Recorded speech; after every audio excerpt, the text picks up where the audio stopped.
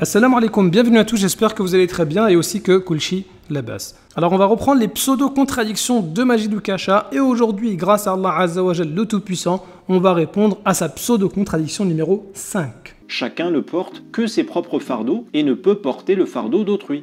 Pourtant, au verset 24 et 25 de la sourate 16, Allah a dit « Qu'est-ce que votre Seigneur a fait descendre ?» Ils disent « Des légendes anciennes ». Qu'ils portent donc au jour de la résurrection tous leurs propres fardeaux, ainsi qu'une partie des fardeaux de ceux qu'ils égarent sans le savoir. Et il s'agit du même fardeau, l'exact même sujet dont il est question des deux côtés de cette contradiction. Alors comme d'habitude, Majid Kasha expose son ignorance, il fait croire aux gens qu'il sait lire l'arabe, mais ça va se retourner contre lui. Il nous dit c'est le même fardeau, exactement le même sujet, mais c'est la preuve que tu ne sais pas lire l'arabe.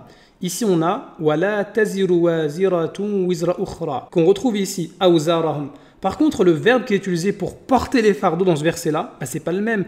Liyahmilu, qu'on retrouve nulle part dans les 4 versets cités par Majid Kasha. Donc rien que déjà, dans son utilisation de l'arabe, il témoigne contre lui-même que c'est pas la même chose. On n'a même pas les mêmes termes qui sont utilisés. En vrai, ici, c'est deux choses différentes. Là, c'est chaque personne est responsable de son péché. Et ici, une personne qui va inciter une autre, qui va être complice, elle aussi sera châtiée avec le pécheur. En fait, tu vois, Majid Kasha, ta pseudo-contradiction, le Coran, il y a déjà répondu il y a plusieurs siècles. Sourate 29, verset 12. Et ceux qui ne croient pas disent à ceux qui croient, suivez notre sentier et que nous supportions vos fautes. En gros, vous inquiétez pas, si jamais il y a un problème, le jour dernier, c'est nous, on va supporter vos fautes, ne vous inquiétez pas, devenez mécréants comme nous. Mais Allah Azza wa Jal dit non, mais ils ne supporteront rien de leurs fautes. En vérité, ce sont des menteurs. Pourquoi ? Puisque chacun est responsable de sa faute. Tu ne peux pas dire « Ah, c'est à cause de lui, donc ne me faites rien ». Lui, il va avoir des conséquences. D'accord, c'est ce que dit le verset 13.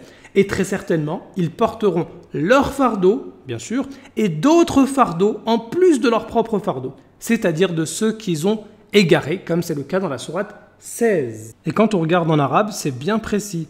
Le fait de supporter les fautes, tu peux pas. Par contre, supporter les fardeaux de quelqu'un d'autre comme conséquence, là tu peux. En arabe, Allah Azza wa Jal, il n'a pas utilisé exactement les mêmes mots. Supporter al-khataya, les fautes, tu peux pas. Les fautes de quelqu'un d'autre, tu peux pas.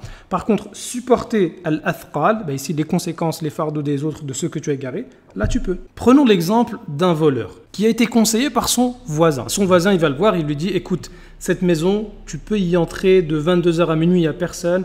Et puis tiens mes outils, ça va t'aider à voler. Et si jamais tu as un problème, t'inquiète pas devant le juge, c'est moi qui vais tout prendre, il va rien t'arriver. Le juge il va lui dire non, tu es responsable de tes fautes. Voilà. Lui ne peut pas supporter ta faute.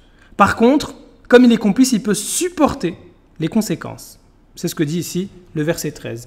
Le voleur, il va payer, puisque chacun paye pour ses fautes.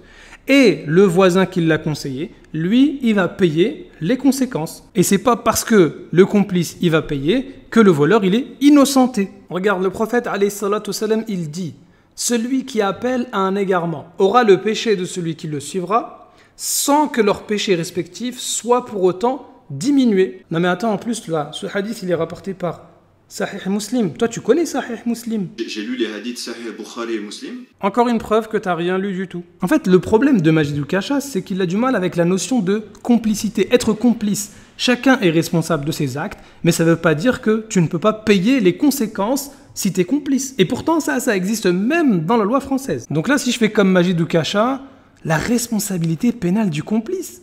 Mais attendez, mais qu'est-ce que c'est que cette histoire-là ? Je croyais que chacun était responsable de ses actes. Donc c'est contradiction dans le code pénal, dans le code civil. Tout est contradictoire, là, ça se contredit. Et le pire dans tout ça, c'est que Majid Kasha, il n'arrête pas de dire « j'ai beaucoup travaillé, j'ai trouvé les meilleures contradictions ». J'ai beaucoup travaillé. Alors qu'en fait, il fait que copier sur Internet des pseudo-contradictions que les gens connaissent depuis longtemps. Et ça fait longtemps que le Coran vous a déjà répondu. En fait, ce qui est trop fort avec ce verset du Coran, c'est que Majid Kasha, il essaie de trouver une contradiction alors que lui-même, il est concerné par sa pseudo-contradiction. Lui-même, il dit aux musulmans, c'est bon, arrêtez de croire en l'islam, il n'y a pas de paradis, il n'y a pas d'enfer, il n'y a pas de jugement.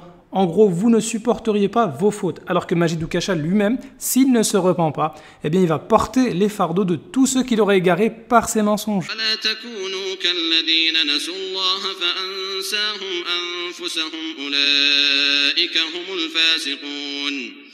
لا يستوي أصحاب النار وأصحاب الجنة أصحاب الجنة هم الفائزون لو أنزلنا هذا القرآن على جبل لرأيته خاشعا متصدعا من خشية الله وتلك الأمثال نضربها للناس لعلهم يتفكرون